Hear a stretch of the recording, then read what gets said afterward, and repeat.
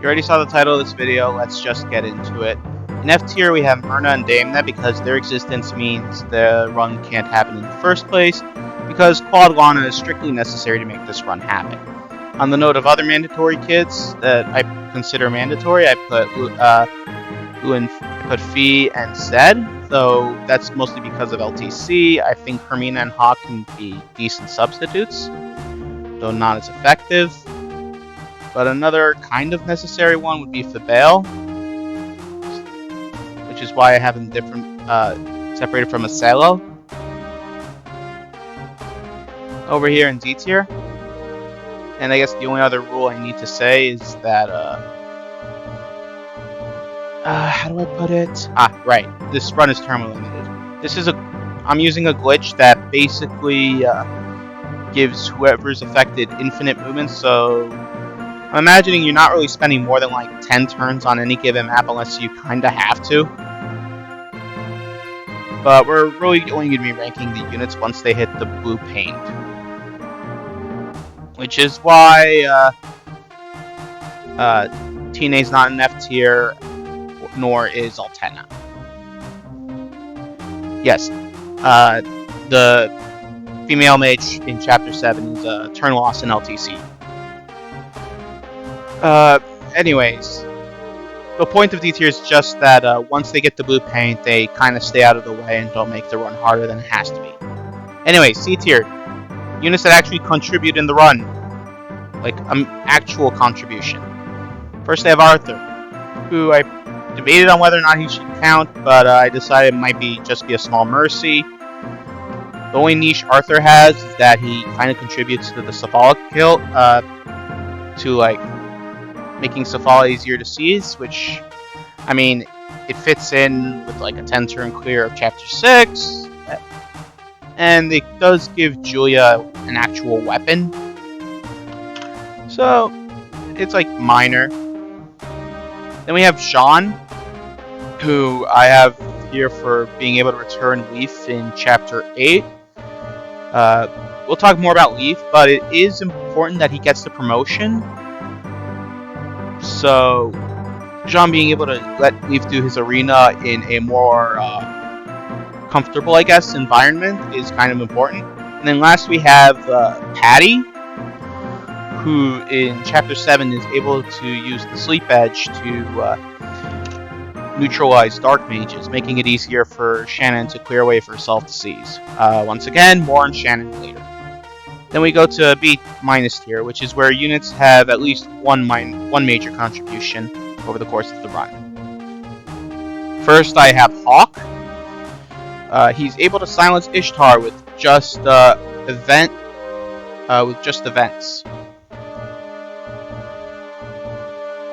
With there's like a event in Chapter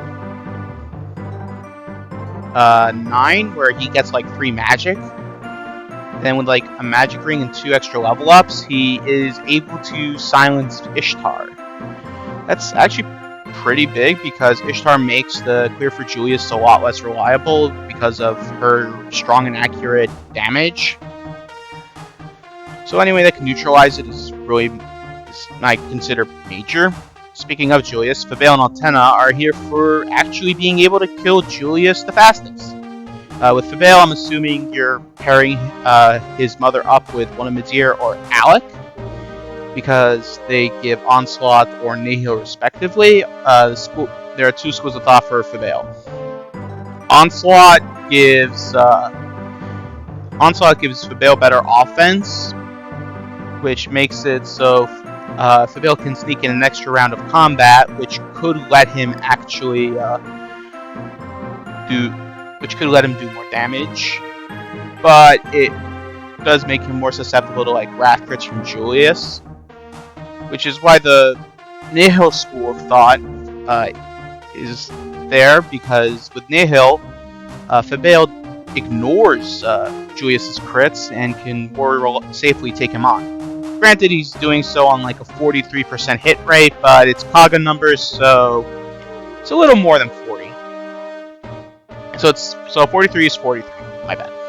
On a similar note, Altena is basically like Fabale, like being able to have 72 attack with her holy weapon and the power ring, but because Gable gives skill, she does it a little more reliably, but not as fast. Still, it's only like one major contribution over the course of the run, and once again, this is like I'm judging units from when they get the blue paint, so that's why she's not like F tier. Okay, next we have Finn.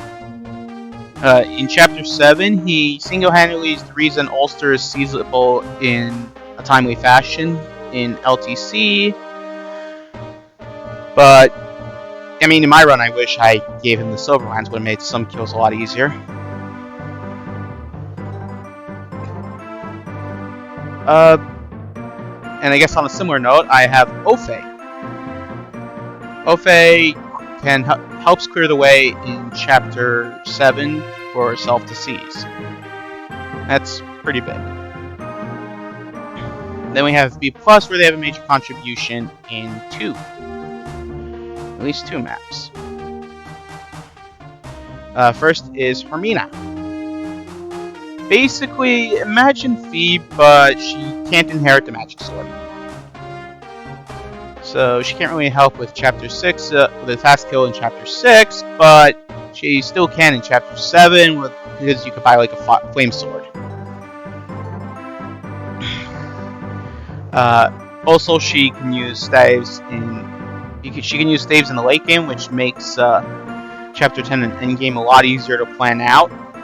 I call it major because the back halves of those maps are a lot more intensive, and one would think, especially with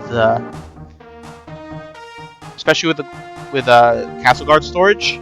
I don't know, it's Rescue Glitch. Nana I also have here because imagine what Jean. Wait, why is she here? She could return Leaf in 7. Wait, if that's the case, so I should probably put Jean like here. Alright. So I put Nana in B+ because imagine what Jean could do, but she could also do in Chapter 7. It helps Leaf get up to speed a lot faster, and he's pretty important in the endgame. Alright, next is Sed. He's probably one of the better ways to he's definitely, I put him as like the best Arbus handler in my notes, but that's mostly like Ares support, because he still doesn't exactly have good hit. Probably needs support from like Authority Stars from Selith, maybe even Charm from Nana, but I think it's doable. Next is Ares. First major contribution, clears the way for Selith in Chapter 7. In Donna. And then like the next is Chapter 10, where he's probably one of the more reliable fighters against Arbus. Then we have Leaf in Chapter 10, who can actually use the rescue staff like an actual normal item instead of a way to use a glitch. And that's actually kind of important in Chapter 10 because getting Sed and Ares in position is pretty important. And then for endgame, that's also relevant for Shannon, who I'll be talking about soon, and I guess the other Julius killers in Altena and Fabale. And at the top we have top of B+, we have Shannon. He clears the way. He clears the way for aid in Chapter 7. Thanks to Balmung, and also because of Balmung and a power ring, he's actually the most reliable damage dealer against Julius in endgame. I make good use of him in my LTC if you need to check it out. But next is A tier. First we have V. Basically every map that's actually relevant. So that's Chapter 6, Chapter 7, Chapter 10, and endgame. Yes, the entirety of Thracia is a commercial break. I will stand by that. In Chapter 6, she expedites the Danan kill. In Chapter 7, she can outright kill Gramson. I think she could also do that with Danan in Chapter 6, but Chapter 7 you have ways to burn Orin's pot more reliably.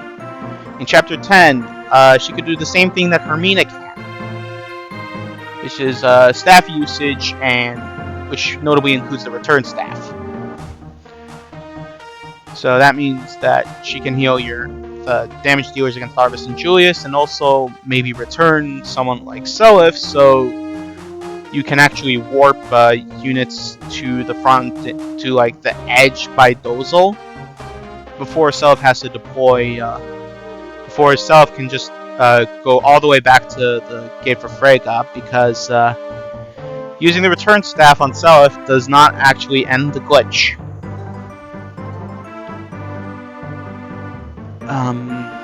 Let's see.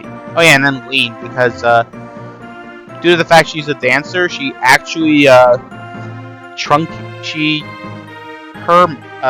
and dancing being a castle-wide action in FE4, she enables faster clears in basically every map she's available from the start. Then we have S tier, which I put the units that define the run.